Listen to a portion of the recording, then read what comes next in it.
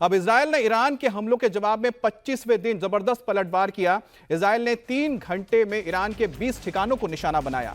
Israel के समय के मुताबिक हमला रात 2:15 पर शुरू हुआ और करीब सुबह 5 बजे तक हमला जारी रहा।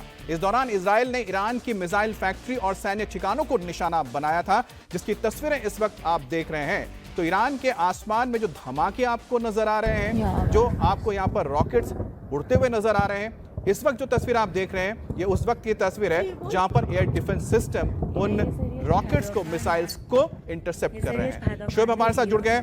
शोएब, ईरान के ऊपर बड़ा हमला हुआ है। पहली बार इजराइल ने सीधे हमले किए हैं ईरान के अलग अलग शहरों पे।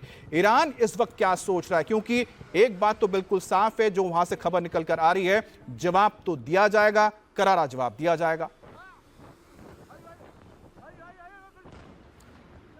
देखिए, ईरान की तरफ से तो यही कहा जा रहा है, लेकिन ईरान ने इस बात को मान लिया है कि उस पर अटैक हुआ है और ये बात भी कही है कि जो सेना के अड्डे थे या फिर कहे कि जो भी बेस थे आर्मी के, वहां पर उनको निशाना बनाया गया है। हालांकि ईरान की तरफ से कहा जा रहा है कि बहुत ज़्यादा नुकसान उसको नहीं हुआ। हालांकि कितना नुकसान हुआ है, तमाम जो हम देखते हैं, चाहे ईरान इजराइल पर हमला करता है या इजराइल ईरान पर हमला करता है, तो दोनों ही देश ये बताते हैं कि बहुत कम नुकसान हुआ है। लेकिन एक चीज़ अमित, देखिए, इस हमले के बाद नज़र आ रही है, क्योंकि यूएस की तरफ से कहा गया है कि ये जो हमला था इजराइल का, ये उस हमले के बदले था जब ईरान ने इजराइल पर हमला किया था, यानी कि बदला पूरा हो गया है। अब अगर ईरान हमला करता है तो पूरी तरह से इजराइल की रक्षा की जाएगी, ये यूएस की तरफ से कहा गया है, पेंटागन की तरफ से कहा गया है। तो मुझे ऐसा लगता है कि अब यकीनन ईरान भले ही ये कह रहा हो कि वो जवाबी कार्रवाई करेगा या इस तरह की कार्रवाई करेगा जिस तरह से पहले उसने की थी, लेकिन मुझे नहीं लगता कि दोनों ही देश इस और ज़्यादा जो जंग को विस्तार देना चाहते हैं। क्योंकि अगर इजराइल का भी इरादा अगर विस्तार देना होता तो जो न्यूक्लियर साइट्स है उन पर भी हमला होता, जिस तरह से इजराइल की तरफ से पहले कहा जा रहा था।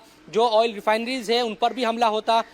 वो तमाम चीज़ें नहीं हुई। अमेरिका की तरफ से जो बात कही गई थी इजराइल को कि आप सैन्य ठिकानों को, जो सैन्य ठिकाने हैं उनको निशाना बनाइए, तो इजराइल ने उन्हीं सैन्य ठिकानों तक सीमित रखा है इस हमले को।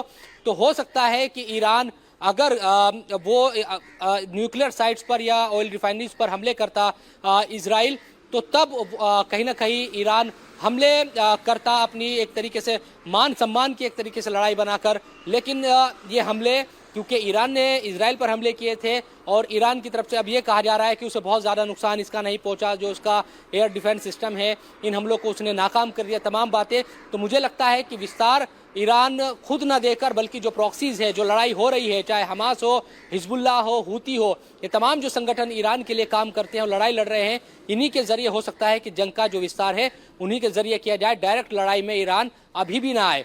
तो ये तमाम जो चीज़ें हैं दोनों देशों की तरफ से अभी तक यही चीज़ें नज़र आ रही है।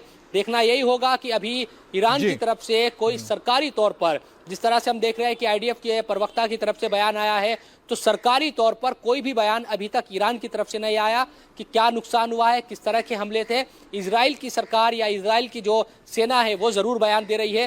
तो जो रिएक्शन है बयान का, क्योंकि इजराइल ने कह दिया है कि हमने हमला किया है, ईरान की तरफ से क्या बयान आता है, उनकी सेना की तरफ से क्या बयान आता है, इस पर भी निगाह बनी रहेगी। अमित, बिल्कुल शोएब, आपने सही बताया कि जिस संयम के साथ या कहें कि जिस रणनीति के साथ इजराइल ने हमला किया है ताकि आम लोगों को कोई नुकसान ना पहुंचे, सिर्फ और सिर्फ सैन्य ठिकानों को निशाना बनाना, यह बताता है कि इजराइल की मंशा क्या थी।